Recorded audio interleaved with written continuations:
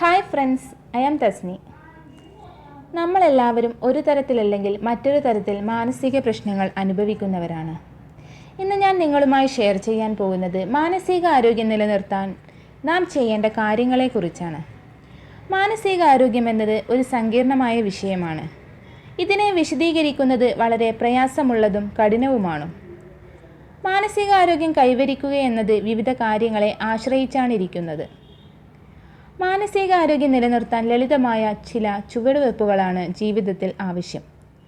അത് നമ്മൾ കൃത്യമായി പാലിക്കുന്നതിലൂടെ നല്ല ആരോഗ്യമുള്ള ഒരു മനസ്സ് സ്വന്തമാക്കാം. ഇതിനായി ചില വിദ്യകൾ പരിശീലിക്കുന്നത് ഏറെ ഗുണം ചെയ്യും. ഒന്നാമതായി പറയാനുള്ളത്, വിശ്രമം ലഭിക്കുന്നുണ്ടെന്ന് ഉറപ്പുവരുത്തുക.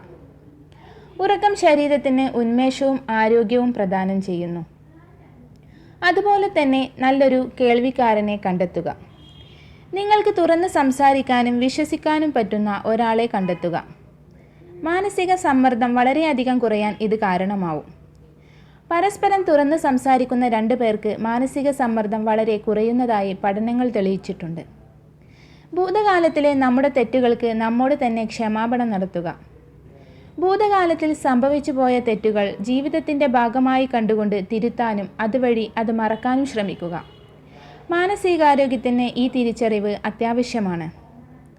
നിങ്ങളുടെ ജീവിതത്തിലെ ചെറിയ നേട്ടങ്ങൾ പോലും ആഘോഷിക്കുക.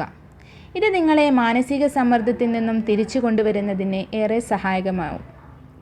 നല്ലൊരു പിന്തുണ കണ്ടെത്തുക. ചിലപ്പോൾ അത് നിങ്ങളുടെ കുടുംബമാകാം, സുഹൃത്തുക്കളാകാം. നിങ്ങളെ സ്നേഹിക്കുകയും പ്രചോദനം നൽകുകയും ചെയ്യുന്നത് ആരാണോ അങ്ങനെ ഒരാളെ കണ്ടെത്തുന്നത് നിങ്ങൾ അനുഭവിക്കുന്ന മാനസിക സമ്മർദ്ദത്തിൽ നിന്നും പുറത്തു കടക്കാൻ സഹായിക്കും.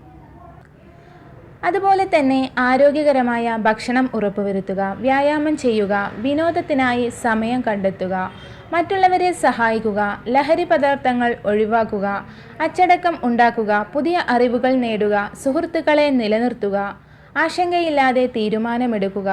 ഇവയെല്ലാം മാനസിക സംഘർഷം കുറക്കാൻ നിങ്ങളെ സഹായിക്കും.